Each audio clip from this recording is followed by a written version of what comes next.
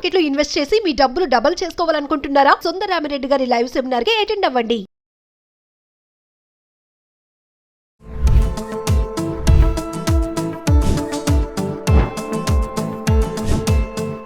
నమస్తే, welcome back to Suman TV. ప్రస్తుతం మనతో పాటు ఉన్నారు పబ్లిక్ స్పీకర్ రజనీరమ్మ గారు. నమస్తే మ్యామ్. నమస్తే నవీన. మేడం, చాలా మంది ఎస్ ఆర్ నో అని రెండు ఉన్నాయి కదా. ఈ నో అనేది ఉంది చూసారా, ఈ నో చెప్పడానికి చాలా ఇబ్బంది పడిపోతా ఉంటారు. అదేదో పెద్ద కష్టంగా అక్కడ నో చెప్పాల్సిన పరిస్థితి వచ్చినా కూడా ఎస్ అని చెప్పి ఇరుక్కుపోతూ ఉంటారు అనవసరంగా. అయితే మరి నో చెప్పాల్సిన దగ్గర నో చెప్తున్నామా ధైర్యంగా, ఎస్ చెప్పాల్సిన దగ్గర ఎస్ చెప్తున్నాము, ముఖ్యంగా నో తీసుకుందాం అంటే ఒకసారి. నిజంగానే ఇది మంచిదే. మొహమాటస్తులు ఉంటారు, హెజిటేషన్ అనేది పోవాలి.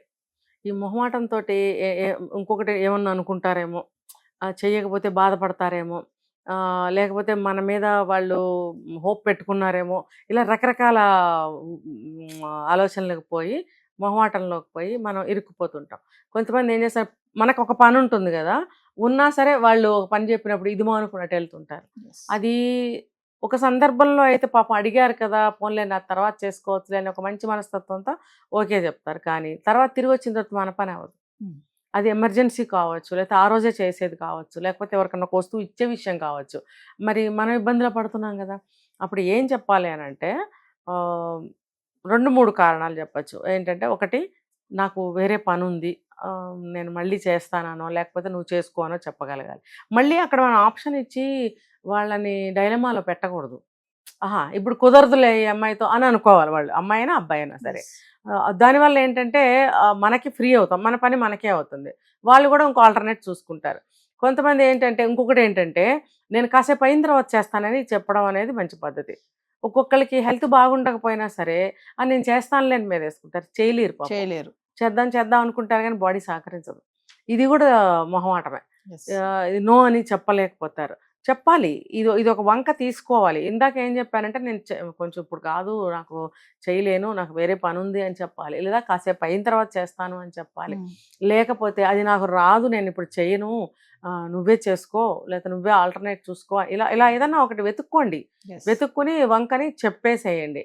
అంతేగాని మొహమాటానికి పోయి మనం కమిట్ అయ్యామంటే ఇరుక్కుపోతాం. మనం అనవసరంగా మనం ఉన్న బరువుకు ఇంకో బరువు మీద వేసుకున్నట్టే అవుతుంది. మనం నడవలేనప్పుడు ఇంకొకరిని ఎత్తుకుంటానంటే ఎలా కుదురుతుంది? ఆ నో చెప్పాల్సిన ఎస్ చెప్పడం వల్ల చాలా ఇబ్బందుల్లో పడి దాన్ని బలవంతంగా చేయలేక.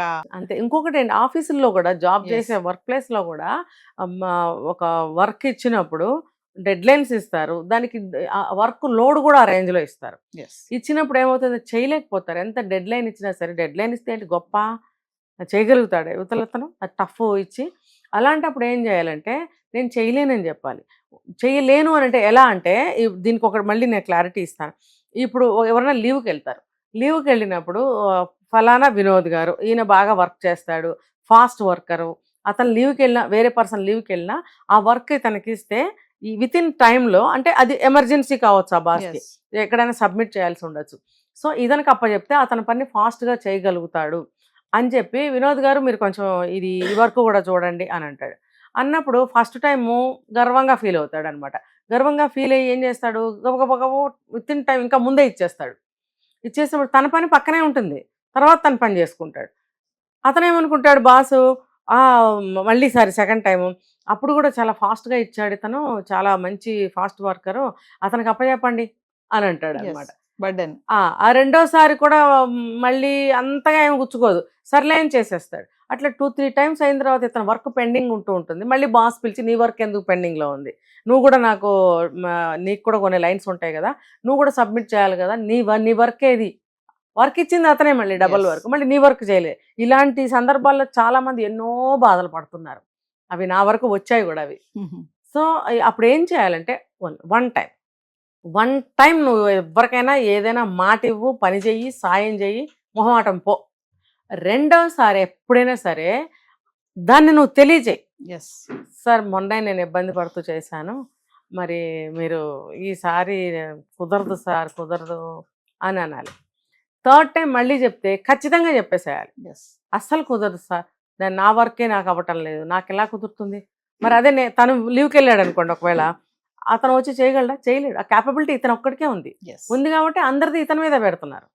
సో ఆ హెజిటేషన్ అనేది పోవాలి. సెకండ్ టైంలోనే అబ్జెక్ట్ చేయాలి. చేసినప్పుడు థర్డ్ టైం చెప్పరు. ఎస్ సో అది చేయాలి. ఆఫీస్లో కూడా మన తనది పెండింగ్ ఉంటుంది, అవతల వాడిది చేయటం, మళ్ళీ అక్కడ ఇరుక్కోవటం, ఇక్కడ ఇరుక్కోవటం. అందుకని ఆ మొహమాటానికి పోవద్దు. నో సార్ నేను చేయలేను అని చెప్పగలగాలి. అప్పుడు బాస్కి తెలుసు ఏంటి, నేను వర్క్ ఇవ్వటం వల్లే తిని వర్క్ చేయలేకపోయాడు కాబట్టి తప్పు అతనిదే అని తెలుస్తుంది కదా. ఎస్ తెలిసినప్పుడు ఫర్దర్గా నెక్స్ట్ టైం ఎప్పుడు అతను వర్క్ ఇవ్వడానికి ఆలోచిస్తాడు. ఇవ్వడు కూడా.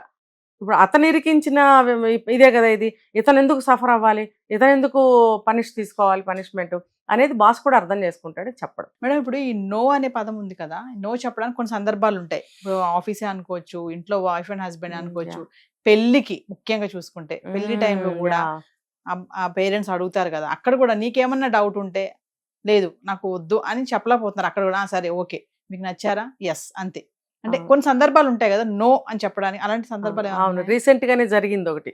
మార్నింగ్ పెళ్ళయింది, ఈవినింగ్ ఆత్మహత్య చేసుకుంది. ఏంటంటే అప్పుడు చెప్తుంది, నా పెళ్లి తాళి కట్టేసిన తర్వాత అప్పగింతలన్నీ అయిన తర్వాత నాకు ఈ పెళ్లి ఇష్టం, మన తెలుగు స్టేట్లోనే నాకు ఈ పెళ్లి ఇష్టం లేదు నాన్న అని అప్పుడు ఏడ్చిందంట. అంతా అయిన తర్వాత నేనేం చేస్తానమ్మా, ఇప్పుడు నేనే సమాధానం చెప్పుకోవాలి అని తండ్రి బాధపడ్డాడు. సాయంత్రానికి ఆత్మహత్య చేసుకుంది.